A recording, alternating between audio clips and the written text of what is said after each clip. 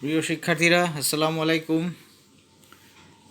আশা করি সবাই ভালো আছো, সুস্থ আছো পরম করুণাময় আল্লাহ পাকের রহমতে।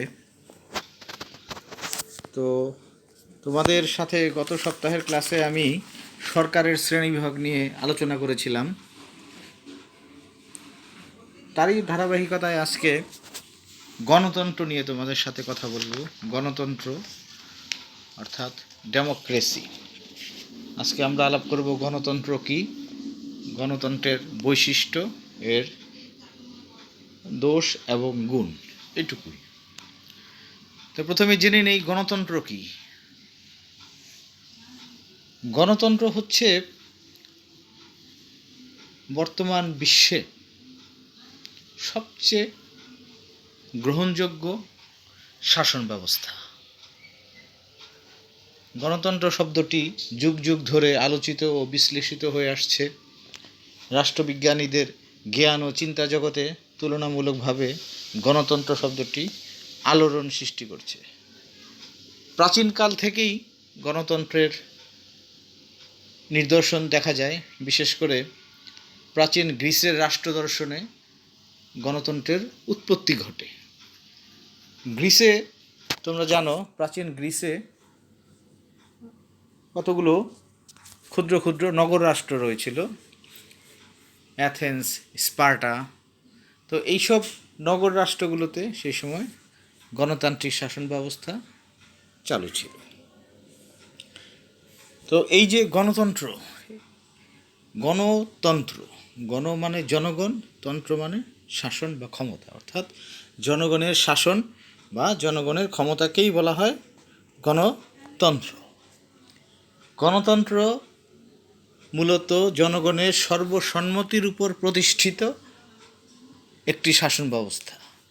এই শাসন ব্যবস্থায়, অর্থাৎ গণতান্ত্রিক শাসন ব্যবস্থায় জনগণের সার্বভৌম এই শাসন ব্যবস্থায় জনগণের সার্বভৌম ক্ষমতার অধিকার এবং জনগণের অধিকার রক্ষাসহ জনগণের ব্যক্তিত্ব বিকাশের একান্ত সহায়ক। কাজেই আধুনিক যুগে গণতন্ত্রের জয় জয়কার সর্বত্র লক্ষণীয়।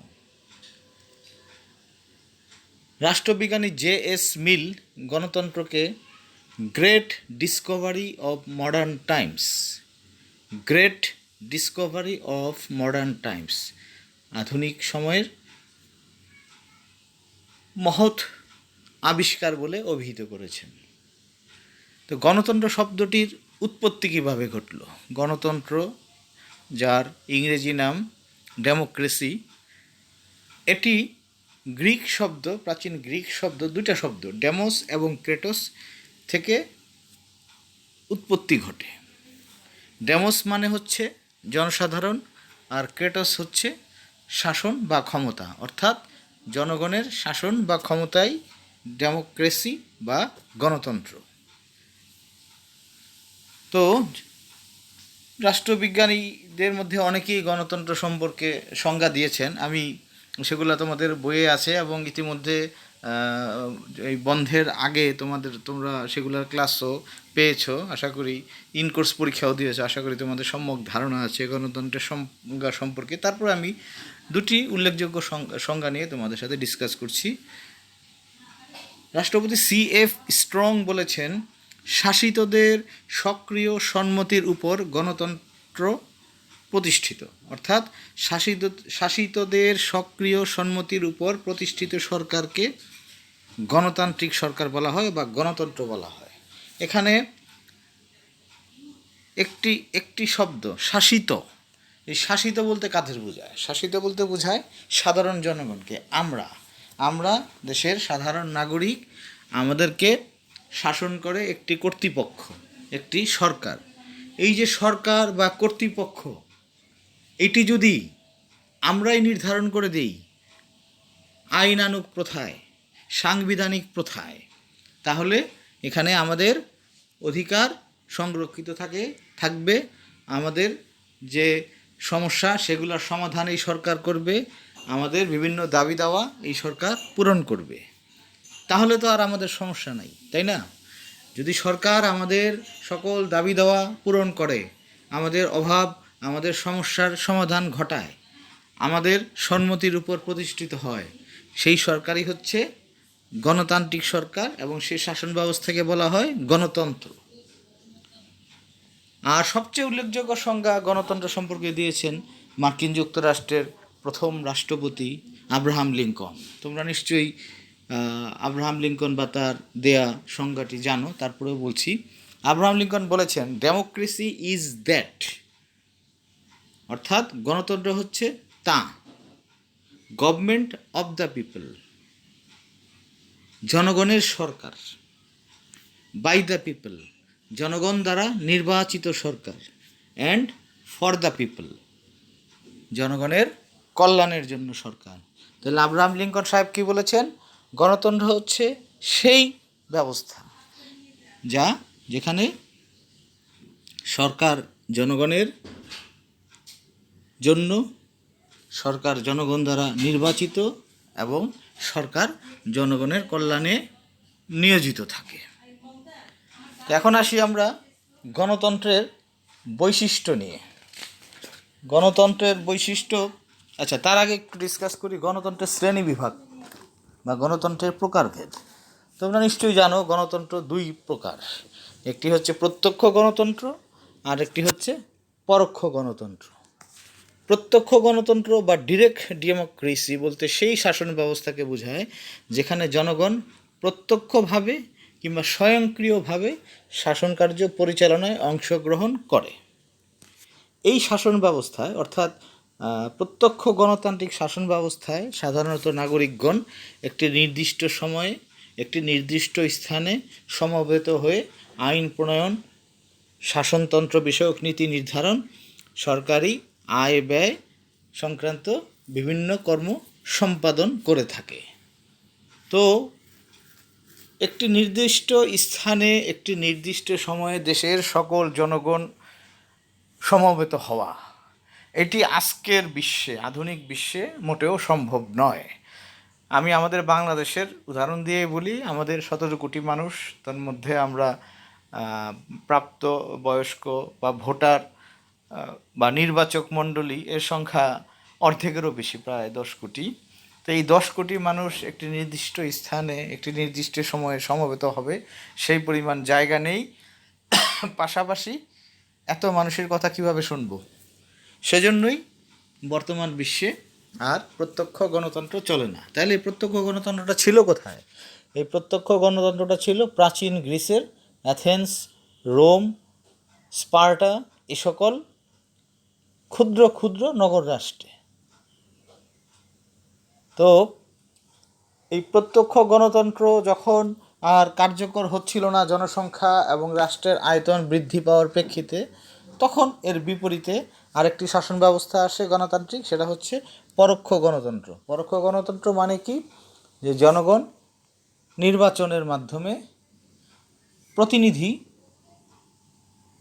নির্বাচিত করবে বা প্রতিনিধি নির্ধারণ করবে, যারা সরকার গঠন করে জনগণের পক্ষ থেকে সরকার পরিচালনা করবে। এভাবেই জনগণের বিভিন্ন যে দাবি, জনগণের ব্যক্তিত্ব বিকাশের পথ, জনগণের মৌলিক অধিকার, মানবিক অধিকার, সকল কিছুই তারা সংরক্ষণ করবে।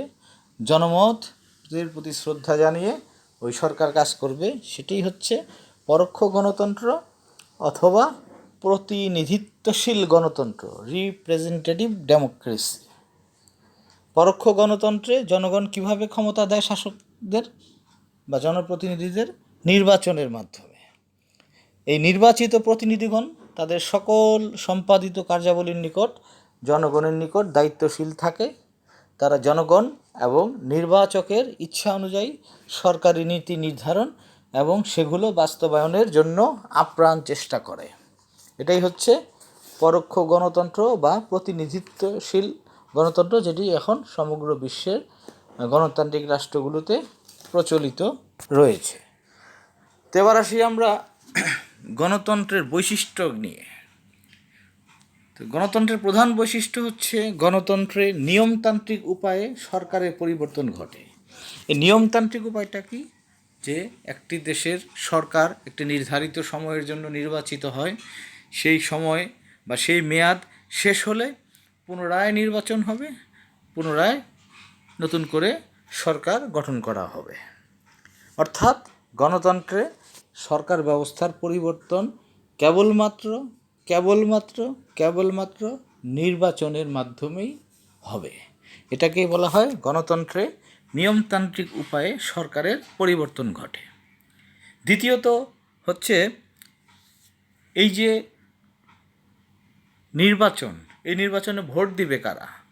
ভোট দিবে প্রাপ্তবয়স্ক সকল নাগরিক। প্রাপ্তবয়স্ক সার্বজনীন ভোটাধিকারের ভিত্তিতে নির্বাচক মণ্ডলী গড়ে উঠবে এবং তারাই সরকার বা জনপ্রতিনিধি নির্বাচনে ভোটদান করবে। তৃতীয় বৈশিষ্ট্য হচ্ছে গণতন্ত্রে দল মত নির্বিশেষে সকলেই সরকারের গঠনমূলক সমালোচনার অধিকার ভোগ করে। চতুর্থ বৈশিষ্ট্য হচ্ছে জাতি ধর্ম বর্ণ নির্বিশেষে দেশের সকল নাগরিকের স্বার্থ সংরক্ষণের সুব্যবস্থা নিশ্চিত করা হয়। পঞ্চম বৈশিষ্ট্য হচ্ছে গণতান্ত্রিক রাষ্ট্রে সুষ্ঠু স্বাধীন নিরপেক্ষ বিচার বিভাগ প্রতিষ্ঠিত হবে। পরবর্তী বৈশিষ্ট্য হচ্ছে জনমতের প্রাধান্য স্বীকৃত হয়। অর্থাৎ গণতান্ত্রিক সরকার জনগণের মতামতের ভিত্তিতেই যেমন নির্বাচিত হয়, নির্বাচনের পরেও জনমতের প্রতি শ্রদ্ধা জানিয়ে তাদের শাসন কার্য পরিচালনা করে থাকে। এখন আসি আমরা গণতন্ত্রের গুণাবলী নিয়ে। গণতন্ত্রের গুণ বা গুণাবলীর প্রথমটি হচ্ছে যৌক্তিক শাসন। যৌক্তিক শাসন হচ্ছে সেই শাসন ব্যবস্থা যেখানে জনগণের ভোটে নির্বাচিত হয়ে জনগণের নির্বাচিত প্রতিনিধিরাই সরকার পরিচালনা করে। অর্থাৎ তাদের এই যে শাসন করার অধিকার, এটি যৌক্তিক, এটি জনগণের মাধ্যমেই তারা লাভ করেছে। এই যৌক্তিকতা চ্যালেঞ্জ করার কোনো আইনগত ভিত্তি থাকে না, কারণ তারা নিয়মতান্ত্রিক উপায়ে জনগণের ভোটে নির্বাচিত সরকার। দ্বিতীয়ত আমরা বলতে পারি এই ধরনের সরকারে অর্থাৎ গণতান্ত্রিক সরকারে জনগণের অংশগ্রহণ নিশ্চিত হয়ে থাকে। যে সিদ্ধান্ত সকলকে স্পর্শ করে সে সিদ্ধান্ত সকলের দ্বারাই গৃহীত হওয়া উচিত। এটাই হচ্ছে গণতন্ত্রের মূল নীতি। কি বললাম? যে সিদ্ধান্ত সকলকে স্পর্শ করে সে সিদ্ধান্ত সকলের দ্বারাই গৃহীত হওয়া উচিত। অর্থাৎ যে সিদ্ধান্ত আমার স্বার্থ, তোমার স্বার্থ, দেশের আপামর জনগণের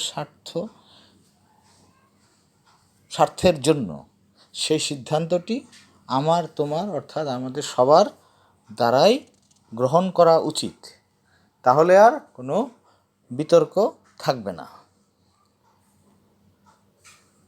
তৃতীয় বৈশিষ্ট্য হচ্ছে গণতন্ত্রে ব্যক্তি মর্যাদার বৃদ্ধি ঘটে। অর্থাৎ ব্যক্তি স্বাধীনতা, ব্যক্তিত্ব বিকাশের যে পথ, সেগুলো এই গণতন্ত্রে সুগম করে। নাগরিকদের মৌলিক অধিকারসমূহ বিভিন্ন কর্মকাণ্ডে অংশগ্রহণের নিশ্চয়তা গণতন্ত্রের অন্যতম গুণ।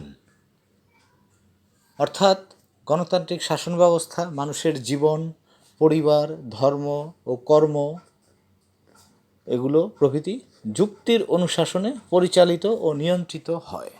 অর্থাৎ কোনোভাবেই গণতান্ত্রিক শাসন ব্যবস্থায় ব্যক্তি স্বাধীনতাকে উপেক্ষা করতে পারে না, বরং গণতন্ত্র ব্যক্তি স্বাধীনতার রক্ষা কবচ হিসাবে কাজ করে থাকে। গণসম্মতি ভিত্তিক, জনগণের সম্মতির ভিত্তিতেই এই ধরনের শাসন ব্যবস্থা পরিচালিত হয়, তাই বলা হয় এটি একটি গণসম্মতি ভিত্তিক সরকার। দায়িত্বশীল সরকার, গণতান্ত্রিক সরকার অবশ্যই দায়িত্বশীল সরকারের ভূমিকা পালন করে। দায়িত্বশীলতা কার কাছে? দায়িত্বশীলতা জনগণের কাছে, নির্বাচক মণ্ডলীর কাছে। তারা অর্থাৎ একটি রাজনৈতিক দল, যে দল নির্বাচনে জয়লাভ করে সরকার গঠন করেছে, তারা নির্বাচনের পূর্বে ওই দল এবং অন্যান্য রাজনৈতিক দলও একটি দেশের, তারা কি করে? জনগণের কাছে নির্বাচনের পূর্বে বিভিন্ন অঙ্গীকার, ইশতেহার, ম্যানিফেস্টো নিয়ে হাজির হয় যে আমাকে যদি আপনারা ভোট দেন আমরা এই কাজ করব, এই কল্যাণ করব, এইভাবে কর্মসংস্থানের ব্যবস্থা করব, এইভাবে দেশকে উন্নয়ন ঘটাবো, দেশেরকে আধুনিক প্রযুক্তির দ্বারা পরিচালিত করবে, নানা ধরনের প্রতিশ্রুতি থাকে। তো এই প্রতিশ্রুতিগুলোর মধ্যে যেটি জনগণের, যেই দলের কর্মসূচি বা ইশতেহার জনগণের পছন্দ হয় এবং জনগণ বুঝতে পারে যে এই দল এই প্রতিশ্রুতিগুলি বাস্তবায়ন করতে সক্ষম হবে, সেই দলকেই তারা ভোট দিয়ে সরকার গঠনের পথে এগিয়ে দেয়। তো সরকার গঠনের পরে সেই সরকার বা সেই শাসক গোষ্ঠীর কাজ কী? জনগণকে দেয়া প্রতিশ্রুতি বাস্তবায়ন করা। কারণ তারা ভালো করেই জানে নির্ধারিত মেয়াদ শেষে তাকে আবার জনগণের কাছে যেতে হবে, জনগণের কাছে বলতে হবে যে আমি গত টেনিউরে, গত মেয়াদে তোমাদের কাছে দেয়া এই প্রতিশ্রুতিগুলো পালন করেছি, আরও কিছু বাকি রয়েছে, নতুন কিছু সংযোজিত হয়েছে, এগুলো আবার আমরা তোমাদের জন্য বাস্তবায়নের জন্য আবার তোমাদের কাছে এসেছি, তোমরা আমাদের ভোট দাও। সেই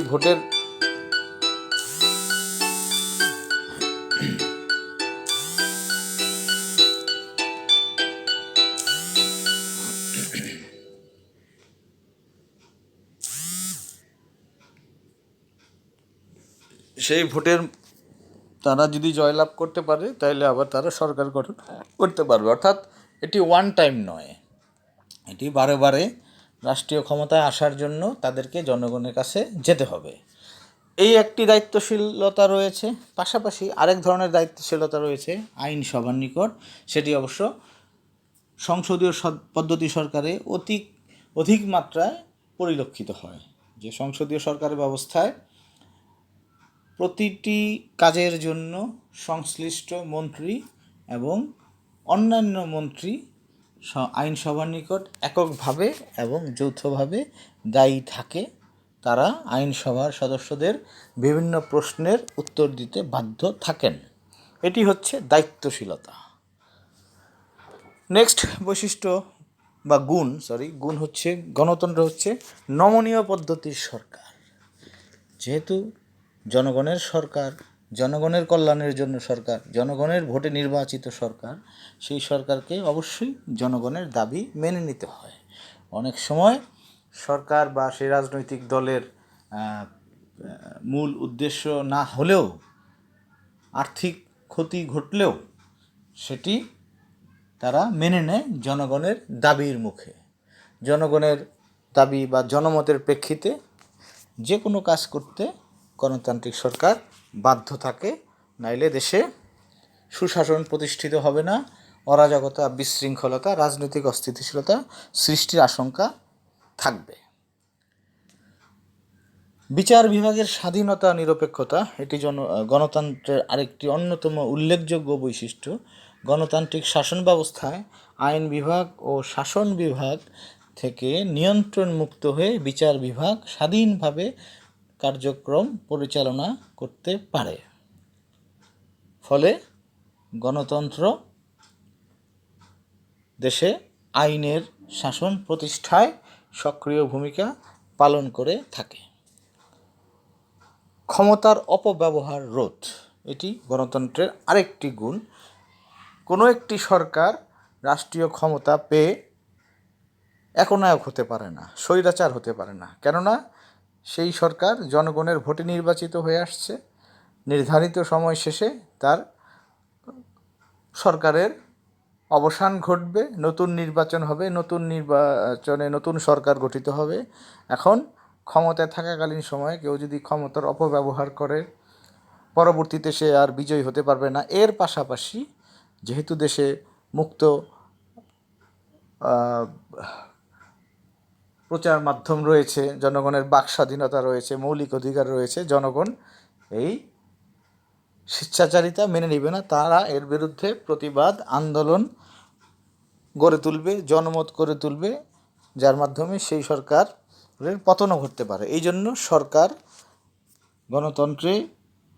গণতান্ত্রিক শাসন ব্যবস্থায় সরকার সীমাবদ্ধ ক্ষমতা ভোগ করে বিভিন্ন কাজের জন্য। সে জনগণের নিকট যেরকম দায়ী থাকে, দায়বদ্ধ থাকে, পাশাপাশি আইনসভার নিকটও সে দায়বদ্ধ থাকে। সংবিধান বিরোধী কিছু করতে পারে না, করতে গেলে বিচার বিভাগ তাকে বাধা দেয়। ওইভাবে সরকারের ক্ষমতা মিসইউজ বা অপব্যবহার হ্রাস ঘটে, ক্ষমতার সুষম ব্যবহার করতে বাধ্য হয় গণতান্ত্রিক সরকার। আরেকটি উল্লেখযোগ্য গুণ হচ্ছে বিপ্লবের সম্ভাবনা কম। বিপ্লব কখন ঘটে? যখন একটি দেশে যে প্রচলিত রাজনৈতিক ব্যবস্থা, এই ব্যবস্থা জনগণের কল্যাণের থেকে অকল্যাণ বেশি করে, জনগণের মৌলিক অধিকার ক্ষুণ্ণ করে, জনগণের বাক স্বাধীনতা কেড়ে নেয়, তখনই একটি দেশে বিপ্লব ঘটতে পারে। তো গণতন্ত্রে তো এইগুলা সম্ভব নয়। গণতন্ত্রে মৌলিক অধিকার, বাক স্বাধীনতা, জনমত এগুলা স্বীকৃতি দেওয়া হয়। জনগণের সম্মতির ভিত্তিতে সরকার গঠিত হয় এবং এই সরকারের একটি নির্দিষ্ট মেয়াদ থাকে। সেই মেয়াদ শেষে সরকারের পরিবর্তন ঘটবে আরেকটি নির্বাচনের মাধ্যমে। ফলে জনগণ যদি কোনো সরকার দোষ বা ভুল বা অন্যায় করে থাকে, জনগণ সেটির গঠনমূলক সমালোচনা করে এবং অপেক্ষায় থাকে ইনকামিং বা আসন্ন বা পরবর্তী নির্বাচনে সেই দলকে প্রত্যাখ্যান করে নতুন একটি দলকে নির্বাচিত করে সরকার গঠনের সুযোগ দেওয়া যাবে। তাই এই ধরনের শাসন ব্যবস্থায় বিপ্লবের সম্ভাবনা তুলনামূলকভাবে খুবই কম। এবার আসি আমরা গণতন্ত্রের এত গুণের মাঝে কিছু দোষ আছে, সেই দোষ বা ত্রুটিগুলো নিয়ে কিছু কথা বলি। প্রথম ত্রুটি হচ্ছে গণতান্ত্রিক শাসন ব্যবস্থা একটি দলীয় শাসন ব্যবস্থা। অর্থাৎ গণতন্ত্রে একটি দল, যেই দল সংখ্যাগরিষ্ঠতা লাভ করে, অর্থাৎ জনগণের ভোটে শতভাগ না হলেও মেজরিটি ভোট তারা পায়, সেই দলেরই সরকার গঠন করে। তো এখন এই যে একটি দল নির্বাচনে জয়লাভ করে সরকার গঠন করলো জনগণের ভোটে, এখন সরকার গঠন করার পরে সরকারটা জনগণের সরকার, এটা থিওরিটিক্যাল কথা, তাত্ত্বিক কথা। কিন্তু রাষ্ট্র পরিচালনা করতেছে কে? সরকার পরিচালনা করতেছে বিশেষ একটি ক্ষুদ্র গোষ্ঠী। এই শাসক গোষ্ঠী, ক্ষুদ্র গোষ্ঠী, তারা সমষ্টিকে অর্থাৎ জনগণকে উপেক্ষা করে অনেক ক্ষেত্রে গোষ্ঠী বা ব্যক্তি স্বার্থকে প্রাধান্য দিতে পারে। তখন সেই ব্যবস্থাটা আর গণতন্ত্রের সুফল বয়ে আনবে না, বরং এটা দলীয় শাসনে পরিণত হওয়ার সম্ভাবনা দেখা দেয়। দ্বিতীয় ত্রুটি আছে সংখ্যাগরিষ্ঠের স্বৈরাচার। যে দলকে ক্ষমতায় বসালাম তারা তো আগেও বলেছিলাম যে শতভাগ সমর্থন পেয়ে আসে নাই। ধরো দেশের টোটাল ভোটার বা যতজন ভোট দিয়েছে তার 60%, 70%, 51% একটা নির্দিষ্ট ভোট পেয়ে তারা নির্বাচিত হয়ে মেজরিটি বা সংখ্যাগরিষ্ঠতা লাভ করেছে। এখন এই সংখ্যাগরিষ্ঠ দল তাদের মতামত গ্রহণে, সিদ্ধান্ত গ্রহণে যারা ওই দলের থেকে কম ভোট পেয়েছে অর্থাৎ সংখ্যালঘু, তাদের মতামত কখনোই গ্রহণ, অনেক ক্ষেত্রেই গ্রহণ করে না। যত ভালো মতামত বা প্রস্তাব দিক না কেন, দেখা যায় সংখ্যাগরিষ্ঠ দল সেটি গ্রহণ করতে আগ্রহ বোধ করে না, বরং তাদের যে ভাবনা, তাদের যে মতামত বা সিদ্ধান্ত, সেটি ভুল বা অযৌক্তিক হলেও অনেকটা ইগোর জন্য, যে আমরা নির্বাচিত হয়েছি, আমাদের কথাই জনগণের ভোটে নির্বাচিত আমরাই, আমাদের কথাই রাষ্ট্র বা সরকার বাস্তবায়ন করবে, পরাজিত দল বা সংখ্যালঘু বা মাইনরিটিদের কথা আমরা কেন শুনবো? এই ধরনের একটা নেতিবাচক ভাবনা কাজ করলে সেটি গণতন্ত্রের ত্রুটি হয়ে দাঁড়ায়। রাজনৈতিক সংকট এটি গণতন্ত্রের আরেকটি ত্রুটি। বহুদলীয় গণতান্ত্রিক ব্যবস্থায় অনেক সময় রাজনৈতিক সংকট প্রকট আকারে দেখা দিতে পারে। পরস্পর বিরোধী মতামত, আদর্শ ও কর্মসূচি রাজনৈতিক দলগুলোর মধ্যে দ্বন্দ্ব সংঘাত সৃষ্টি করে, যা রাজনৈতিক ব্যবস্থা কঠিন সংকট সৃষ্টি হয়। দেশের উন্নয়ন বা উন্নতির যে জয়যাত্রা সেটি ব্যাহত হয়। নেক্সট ত্রুটি হচ্ছে অস্থিতিশীলতা। গণতন্ত্রের আরেকটি নেতিবাচক উল্লেখযোগ্য ত্রুটি হচ্ছে এই গণতান্ত্রিক ব্যবস্থায় দেশে সহজেই অস্থিতিশীলতার সৃষ্টি হতে পারে। সরকারের প্রতি অসন্তোষ, সরকারের রদবদল, সরকার ও রাজনৈতিক দলগুলোর মধ্যে দ্বন্দ্ব, সংঘাত, হানাহানি, ধর্মঘট, হরতাল এগুলো গণতন্ত্রের স্বাভাবিক ফলশ্রুতি। এগুলো ঘটলে একটি দেশের স্বাভাবিক কার্যক্রম ব্যাহত হয়, কেউ বিনিয়োগে আগ্রহী হয় না, দেশের অর্থনৈতিক চাকা অচল হয়ে যায়, অর্থনৈতিক উন্নয়ন ব্যাহত হয়, বিদেশি বিনিয়োগও আসে না, সুষ্ঠু বিনিয়োগের পরিবেশ সৃষ্টি হয় না। ফলে এই জিনিসগুলো যদি যোগ্য সরকার নির্বাচিত না হয়, তাহলে এই ধরনের অস্থিতিশীলতা দেশে দেখা দেওয়ার সম্ভাবনা থেকে যায়। আরেকটি ত্রুটি হচ্ছে ব্যয়বহুলতা, অর্থাৎ অতিমাত্রায় খরচ। গণতান্ত্রিক শাসন ব্যবস্থা জটিল প্রকৃতির হওয়ায় এটি পরিচালনায় ব্যাপক অর্থ ও সময়ের অপচয় ঘটে। রাজনৈতিক নেতৃবৃন্দ তাদের জনপ্রিয়তা অর্জনের জন্য, জনগণের দৃষ্টি আকর্ষণের জন্য অর্থ ব্যয় করতে দ্বিধা করে না। তারা এটাকে অনেক সময় মনে করে এটি একটি বিনিয়োগ, যে এখন আমি প্রচুর মিটিং করব, লোকজনকে নানা রকম ভাবে আকৃষ্ট করার জন্য নানা পদ্ধতির আশ্রয় গ্রহণ করব, পরবর্তীতে আমি নির্বাচিত হলে সেই যে আমার বিনিয়োগ সেটি কয়েক গুণ করে আমি ফিরিয়ে নিতে পারি। এই ধরনের একটা নেতিবাচক ধারণা অনেক দেশেই লক্ষ্য করা যায়। পাশাপাশি এই গণতান্ত্রিক ব্যবস্থায় দেশে বিভিন্ন ধরনের নির্বাচনের ব্যবস্থা করতে হয়। জাতীয় নির্বাচন করতে হয়, স্থানীয় পর্যায়ে নির্বাচন করতে হয়, আঞ্চলিক পর্যায়ে নির্বাচন করতে হয়। আঞ্চলিক পর্যায়ে নির্বাচনটা হয় যদি কোনো দেশে যুক্তরাষ্ট্রীয় সরকার থাকে, সেক্ষেত্রে জাতীয় নির্বাচনের পাশাপাশি প্রাদেশিক সরকারের নির্বাচনও করতে হয়। আর স্থানীয় নির্বাচন কোনটা? স্থানীয় স্বায়ত্তশাসিত সরকার, যেটা যে সিটি কর্পোরেশন, তারপরে পৌরসভা, ইউনিয়ন পরিষদ, উপজেলা পরিষদ, এগুলো হচ্ছে স্থানীয় পর্যায়ে নির্বাচন। তো এই নির্বাচনগুলো প্রতি মেয়াদ শেষেই করতে হয়। ফলে এই নির্বাচন একটি প্রচুর ব্যয়বহুল একটি প্রক্রিয়া। এতে জনগণের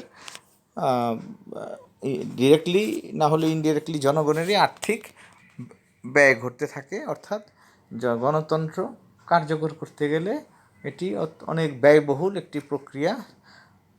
অনুন্নত বা দরিদ্র রাষ্ট্রগুলো এই সকল প্রক্রিয়া জন্য যে ব্যয়, সেটা বেয়ার করার জন্য, সেটা সংগ্রহ করতে গিয়ে দেখা যায় যে বৈদেশিক সাহায্য তাদের নিতে হয়। ফলে দেশের স্বাভাবিক দেশের স্বাভাবিক উন্নয়ন ব্যাহত হয়ে থাকে। গণতন্ত্রের আরেকটি ত্রুটি হচ্ছে দীর্ঘসূত্রিতা। গণতন্ত্রের মূল কথাই হচ্ছে আলাপ আলোচনা করে, তর্ক বিতর্ক করে, আইনসভায় ভোটের মাধ্যমে একটি সিদ্ধান্ত গ্রহণ করে সেটি কার্যকর করতে হবে। তো এই যে দীর্ঘসূত্রিতা, আলাপ আলোচনা বিভিন্ন বিভাগের মধ্যে, তারপরে সেই আলাপ আলোচনার ভিত্তিতে যে বিষয়টি নিয়ে আলোচনা করা হচ্ছে তার আবার সংশোধনী আসে, তার কোনো অংশ বাতিল হয়, এই ধরনের একটা দীর্ঘ সময় চলে যায়। এই দীর্ঘ সময় ব্যাপী যদি কোনো সিদ্ধান্ত গ্রহণ প্রক্রিয়া হয়, তাহলে দেশের অনেক ক্ষেত্রে জরুরি অবস্থা মোকাবেলায় যে তড়িৎ সিদ্ধান্ত গ্রহণ সেটি সম্ভব হয় না। গণতন্ত্রের আরেকটি ত্রুটি হচ্ছে নৈতিকতা পরিপন্থী। এই জন্যই বলা হয় যে এই ধরনের শাসন ব্যবস্থা ইদানিং এই প্রবণতাটা প্রকট, যে বিত্তশালী যাদের অনেক অর্থ সম্পদ রয়েছে, ধন সম্পদ রয়েছে, ব্যবসা বাণিজ্য রয়েছে, এই শ্রেণীর লোকরা গণতান্ত্রিক ব্যবস্থায় প্রভাব বিস্তার করার চেষ্টা করছে। তারা অনেক ক্ষেত্রে দেখা যায় যে অর্থের মাধ্যমে নির্বাচক মণ্ডলীকে প্রভাবিত করে এবং তাদের ভোট পাওয়ার জন্য নানা প্রক্রিয়া অবলম্বন করে, গ্রহণ করে। ফলে কি হচ্ছে, অনেক ক্ষেত্রেই অনেক দেশে যোগ্য দরিদ্র প্রার্থীরা নির্বাচন থেকে উৎসাহ হারিয়ে ফেলে। তো এই পদ্ধতিটি খুব একটি ভালো লক্ষণ নয়। জনগণের শাসন যেখানে জনগণের ভোটে নির্বাচনের মাধ্যমে হওয়ার কথা, এই ভোটটা জনগণ দেবে সুচিন্তিত মতামতের ভিত্তিতে। সেটি যদি অর্থবিত্তের দ্বারা প্রভাবিত হয়ে তারা ভোট দেয়, তাহলে দেশে যোগ্য সরকার গঠিত হতে পারে না। আরেকটি ত্রুটি হচ্ছে অদক্ষতা। গণতান্ত্রিক শাসন ব্যবস্থায় অদক্ষতা ও অক্ষমতার জন্ম ঘটে। কারণ শাসক শ্রেণীতে যারাই থাকে তারা তাদের রাজনৈতিক স্বার্থে বিভিন্ন সিদ্ধান্ত গ্রহণ করে, রাজনৈতিক স্বার্থে, অনেকটা দলীয় স্বার্থে সরকারি বিভিন্ন গুরুত্বপূর্ণ পদে অযোগ্যদের নিয়োগ দান করে থাকে।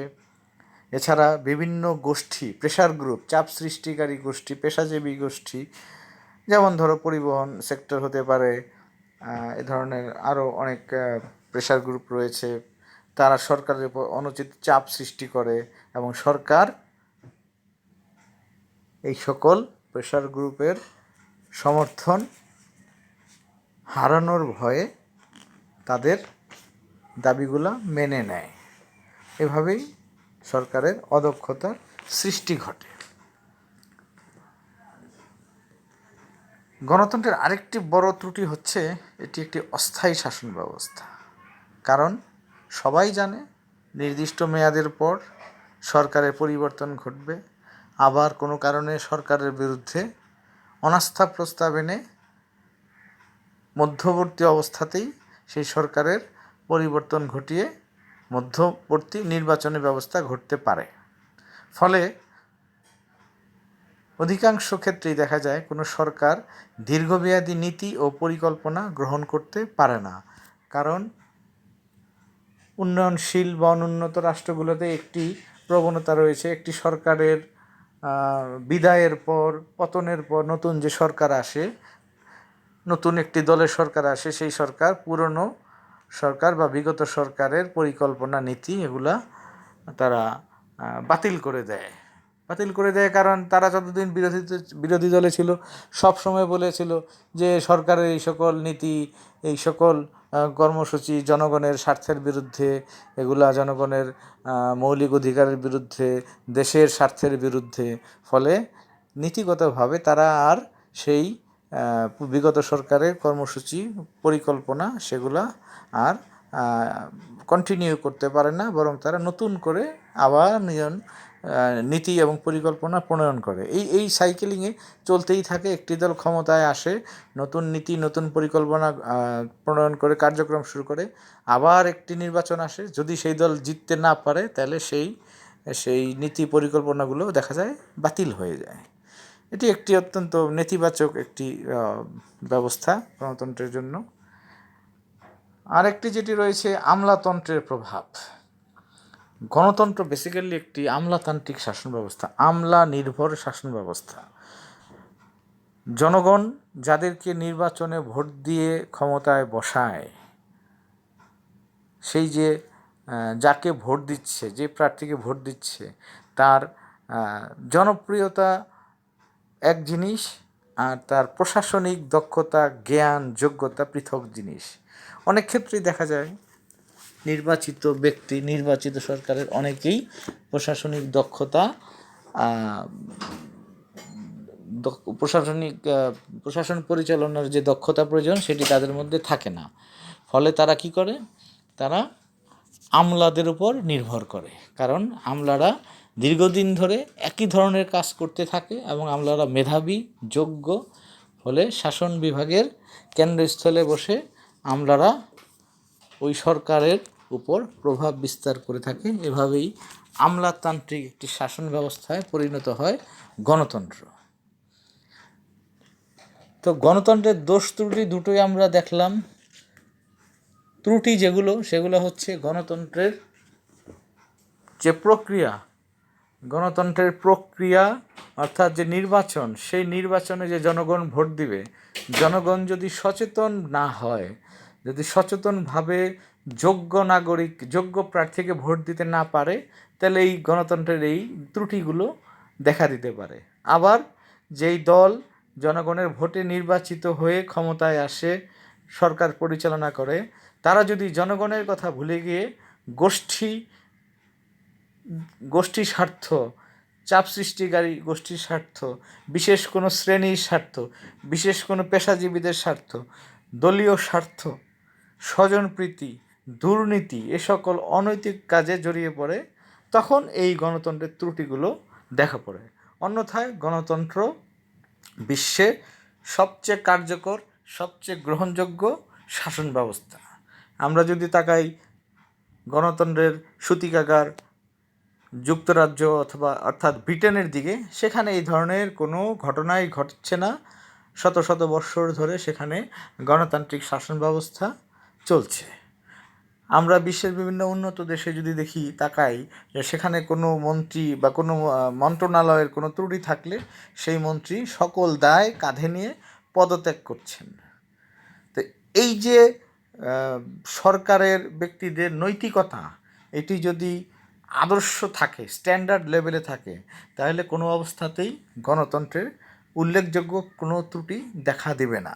দেশের মানুষ যদি শিক্ষিত হয়, দেশের নাগরিকরা যদি সচেতন হয়, দেশের নাগরিকগণ যদি তাদের যে অধিকার, তাদের মৌলিক অধিকার ছাড়াও অন্যান্য যে স্বার্থ, সেগুলো সম্পর্কে সচেতন থাকে, সে সকল স্বার্থ এবং অধিকার ভোগের জন্য তারা উদ্গ্রীব থাকে, তাহলে কোনোভাবেই তারা অযোগ্য ব্যক্তি, অযোগ্য দলকে নির্বাচনে ভোট দিবে না।